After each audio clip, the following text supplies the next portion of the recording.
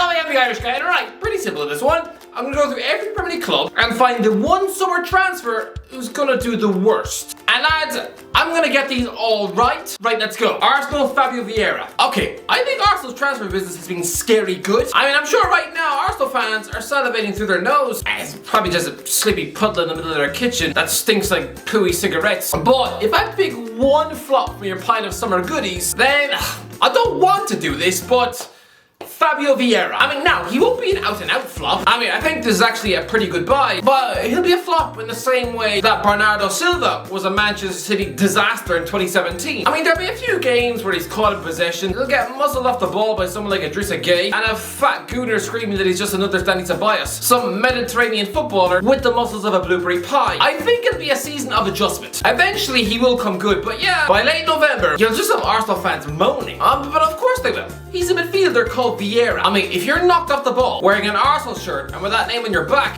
it's almost a football sin. I mean, why do you think Man United got rid of Michael Keane? It's not worth the hassle. Aston Villa, Philippe Coutinho. Okay, I'm gonna call it. Philippe Coutinho is going to be a £17 million flop. I'm sorry, but considering his last permanent transfer was £146 million, the fact that Aston Villa are paying an eighth of that transfer fee, I mean, doesn't that worry you?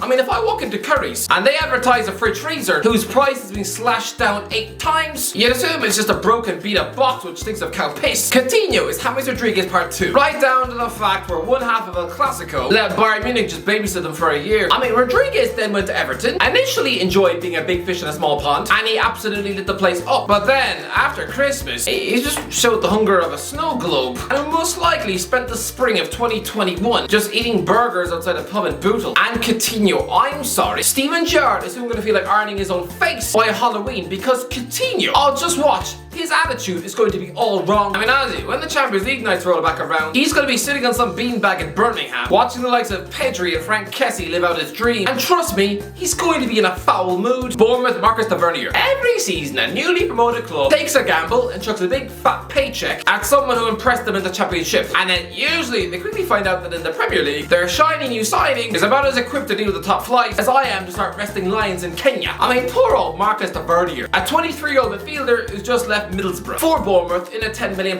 deal. And I just know how average he's going to be. Honestly, he's about as thrilling as wet cardboard. Honestly, he's going to have a sloppy first touch, show the goal threat of a marmalade sandwich. Honestly, he won't score a single goal all season. And mostly, he's going to be a disaster flop. Brentford Ben Mee. Okay, signing an established Premier League regular centre-half like Ben Mee from Burnley should be a no-brainer, right? I mean, honestly, it's like moving into a new house and just buying curtains from Wix. Yeah, I mean, I'm sure it's going to be fine. No surprises there. But to me, after living 32 years of his life in the northwest of England, suddenly asking him to now uproot his family and move to London, this is just your typical, simple, low-key guy who probably celebrates his birthdays by having baked beans on toast. There is nothing flash about Ben Mee. So suddenly, moving to the noisy capital and forcing him to sit on the tube, I mean, let's not forget, he hasn't played a minute of football since March, and Thomas Frank will be his first new manager in over 10 years, and only his 4th ever manager of his career, after Eddie Howe and Sven-Göran Eriksson. To me, he's gonna struggle with fitness and form, suffer a crisis in confidence, and utterly melt like an ice cream in the microwave. Ozzy, he's about to get relegated again. Next summer's gonna be miserable for him. Oh, by the way, very quickly lads, this video is sponsored by the OneFootball app, and here are the predictions I've made for the opening day of the season. And we all know that my predictions are world class, right?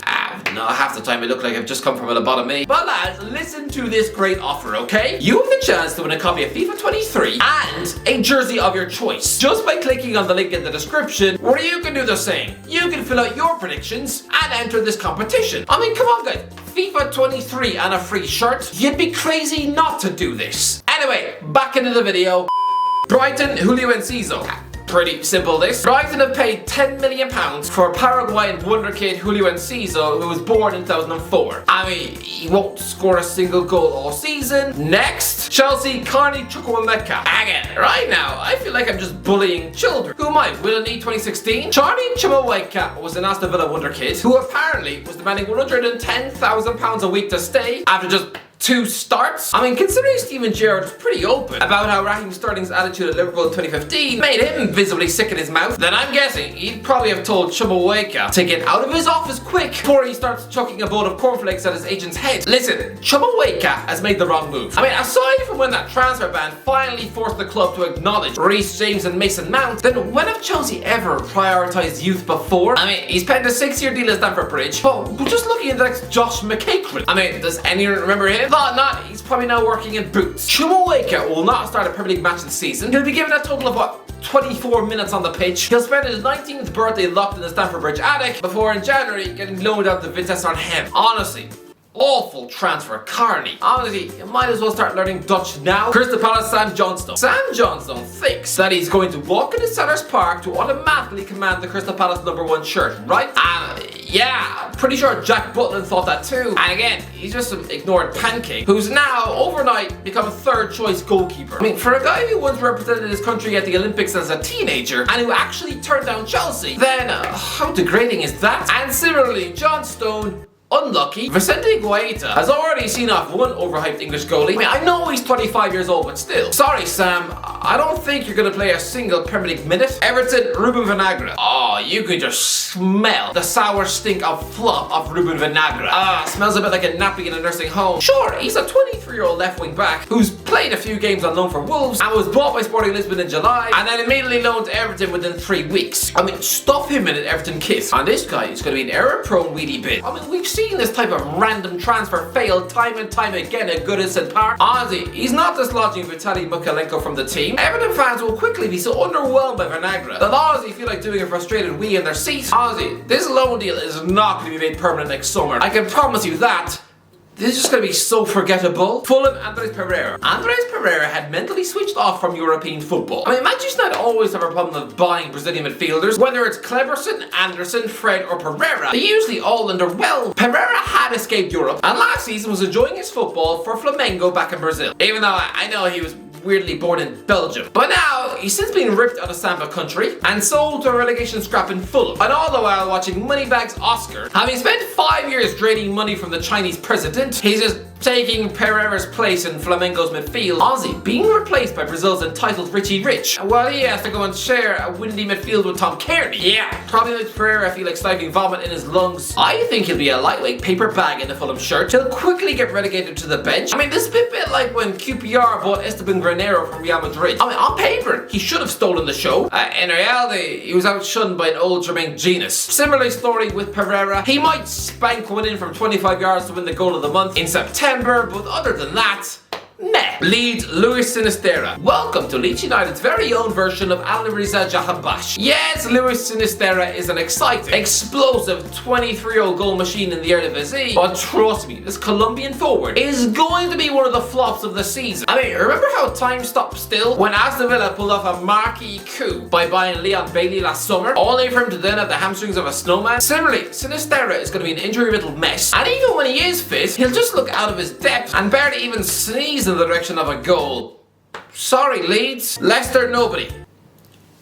Okay, Leicester haven't actually signed anyone yet, so next, Liverpool, Calvin Ramsey. This is harsh. And yeah, he probably won't be an out-and-out flop, but Calvin Ramsey is a 19-year-old right-back bought from Aberdeen. I mean, do you really think he's gonna play? I mean, he might make one Premier League start, probably around Christmas time after the World Cup to give Trent's legs a rest. He'll play a few games in both domestic cups. I mean, he'll do something stupid like get nutmegged by Dan James and then just get laughed at on TikTok for that. And yeah, he won't really look like anything special, but I mean, that's normal. Slice of Andy Robertson. In his first few matches in the Liverpool shirt, he looked like a headless chicken with a crossing accuracy of a shoe. I mean, that's what happens when you just spent the previous 12 months being coached by Steve Bruce. Don't worry, Ramsey, it will come. Man City, Calvin Phillips. Yeah, here's a second consecutive Calvin in the list. Meet the modern day Fabian Delph. I mean, if I'm a Manchester City fan, then buying Calvin Phillips for close to 50 million quid, it's a bit like being told you're about to eat soggy toast for lunch.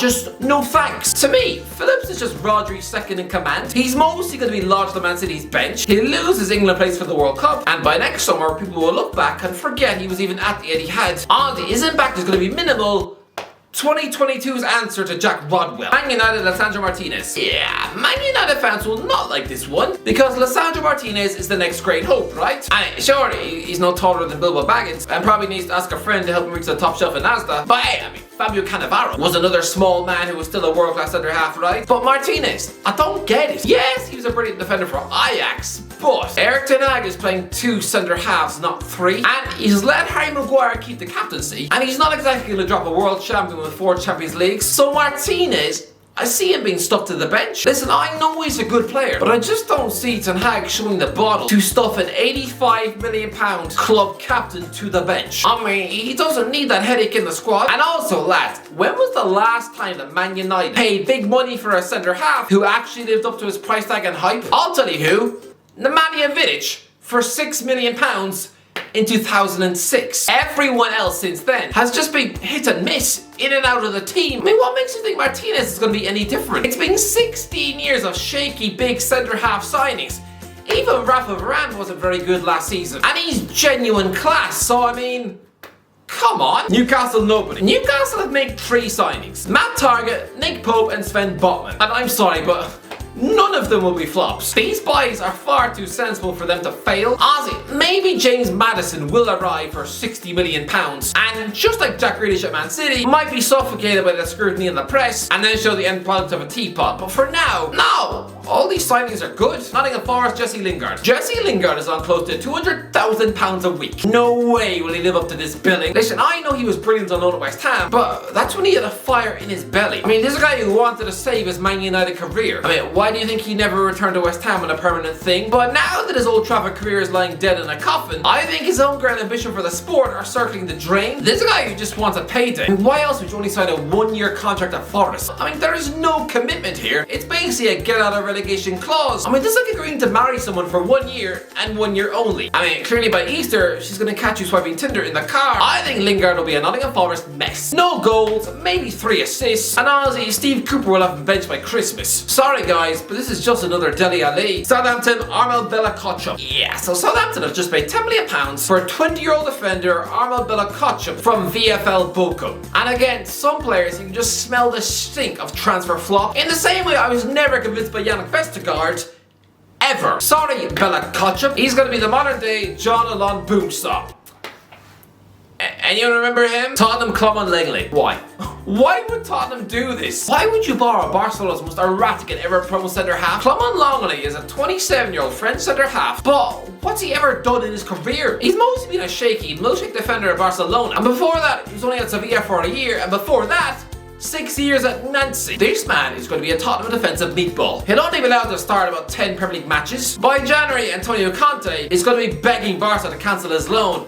Honestly, he's going to be the modern day Vlad Kirikis. Just pretty hope. Or Bunjani Kumalo. Or even Sebastian Bassong. Just pretty hopeless. West Ham, Gianluca Scamacca. I've already said this. Gianluca Scamacca is the latest big money Italian flop. This 23-year-old Serie A goal machine is going to be so out of his depth. I mean, it'll be untrue. Honestly, it'll just be a frustrating West Ham centre forward. The modern day Mido. Someone will probably be tucking into pizza and chicken nuggets on a nightly basis by February. He'll score about 3 goals all season. And even then, his performances will be being sniggered at on West Ham YouTube channel by someone like Carlton Cole. I can smell it. He's going to be brutal. Wolves, Hee Chang Hwang. But I'm not going to predict that Nathan Collins is going to flop now, am I? Anyway, thanks for watching here. Let me know in the comments who is going to be your Premier League flop. Let me know if you enjoyed the video. Don't forget to subscribe as always. I'll talk to you in a while.